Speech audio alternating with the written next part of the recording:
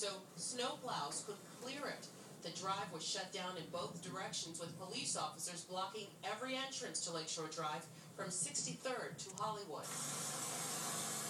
The blizzard blowing through Chicago made places like State Street look like a ghost town. Wow. I mean, it's kind of rare to be able to walk on State Street like this and just go across, 4 lanes of traffic and 2 lanes of traffic. To walk very carefully, look both ways as though you were driving as well. Everybody is being responsible for everybody that's out on the street tonight. What has it been like for you driving in this? So you walk in front of a coming car? out of Indiana from Tinley Park and Hammond, whiteout conditions, very slippery, cannot see the lane markings, so the GPS is actually doing the work for me. But it's very slippery. I encourage people to take it easy, drive very carefully.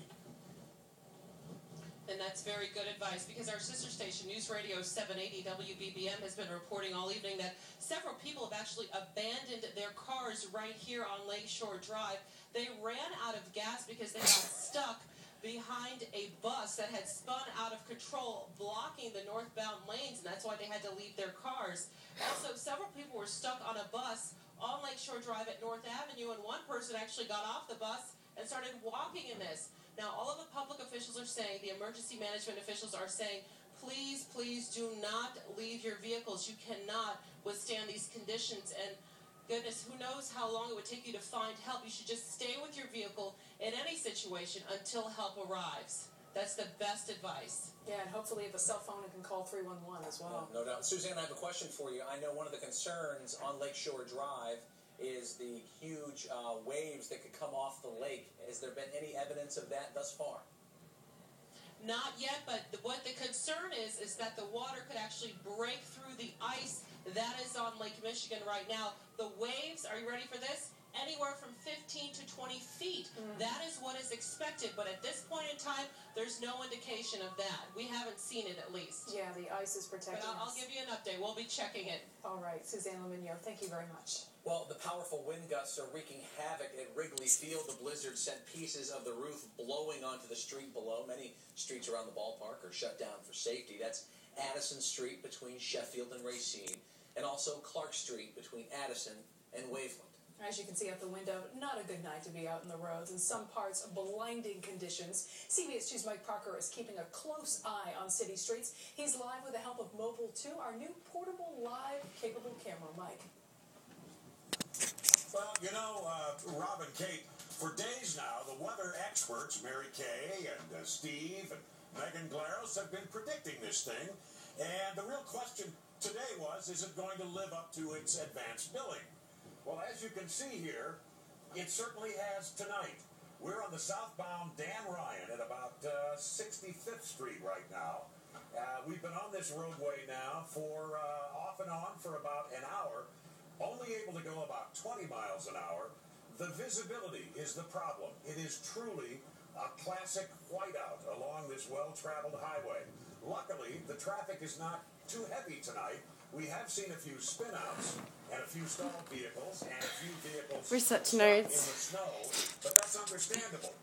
I don't know if you can tell from our camera pointed out the windshield, but the visibility here, I would venture to say, I play a lot of golf and I can pretty well judge distances.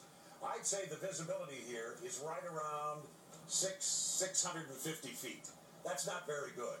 It's a terrible whiteout, and there's some thunderstorms, some lightning we just saw. Hope you were able to catch that. As Steve suggested, that's a sign that snow is getting heavier and heavier as the hours go by. Rob and Kate, back to you. Yeah, dynamic show out there, and the golf's helping him tonight. That's right. Yeah, and I've been playing golf for a while, and I No. think, Mike, and I tell you what's interesting. I mean, that is the Dan Ryan Expressway. Not only can you not see anything, there are no cars There's out nothing there. out there, Yeah, no. right. Well, it's wicked for anyone who's out in the storm tonight, and that includes our Kristen Hartman. She is in Northwest Indiana. Kristen, you're in Munster now. We know it took you hours to get She there. looks miserable. What's going on there right now, and how are you doing? Hey guys, I am having a little bit of difficulty hearing you. It's the weather. I can tell you just standing here, it's difficult to keep the eyes open because of the wind and the snow blowing my way. And that's really been the thing that's made travel tricky here in Indiana, the blowing snow. I can tell you, when the wind blows, it's causing pavement to be dry in some areas, and it's causing drifting in others. See where I'm standing? Look at how deep the snow is. As one guy put it who we met It's a mess.